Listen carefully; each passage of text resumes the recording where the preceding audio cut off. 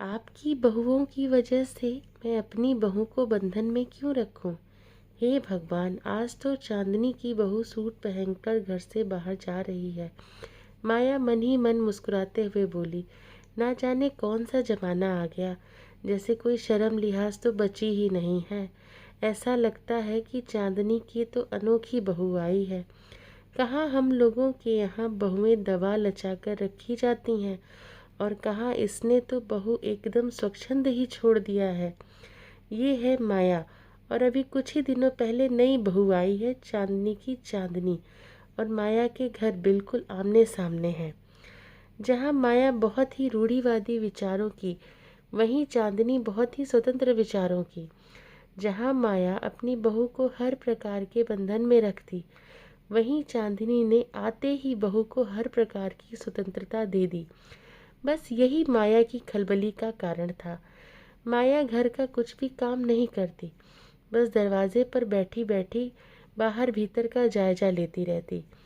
जबकि चांदनी बहू के आ जाने के बाद भी उसकी रसोई में पूरी पूरी मदद करती।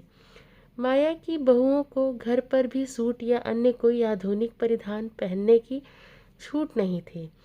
सिर से पल्लू तो सरकाना ही नहीं चाहिए। घर से बाहर तो अकेले पति के साथ जाना ही नहीं।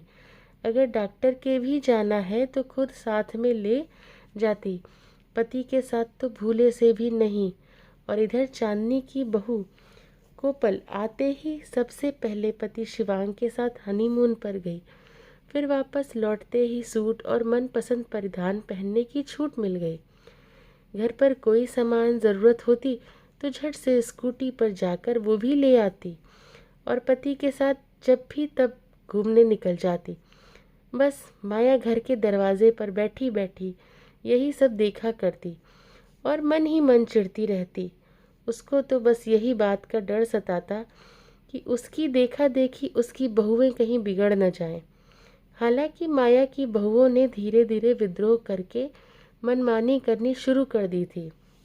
मम्मी जी, आप देख रही हैं ना कि चांदनी आंटी कितने प्यार से अपनी बहू को रख रही हैं। किसी भी प्रकार का कोई बंधन नहीं लगा कर रखा। एक हम लोग हैं कि आज भी सूट नहीं पहन सकते, ना घर पर और ना ही बाहर जाएं, वहाँ 5 हाथ की साड़ी पहनकर ही जाएं।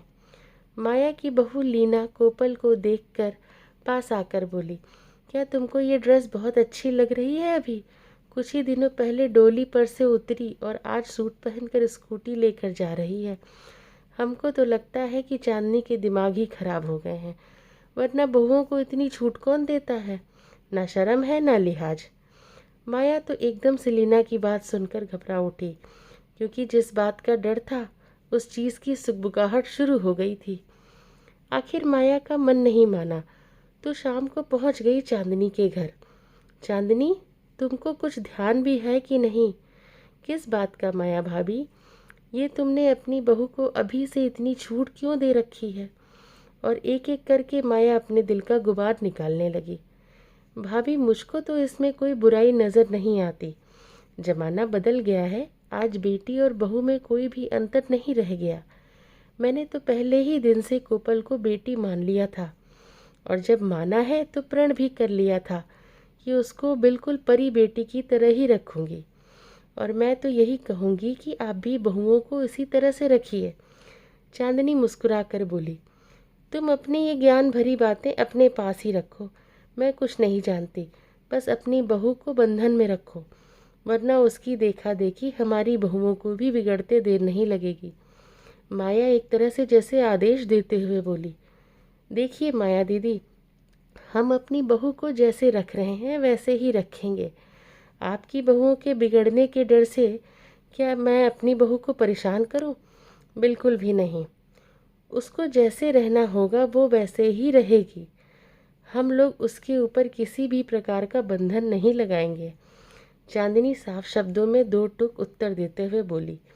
अब तो माया को कुछ भी बोलते ही नहीं बना, क्योंकि किसी के ऊपर वो अपने विचार जबरदस्ती नहीं थोप सकती थी।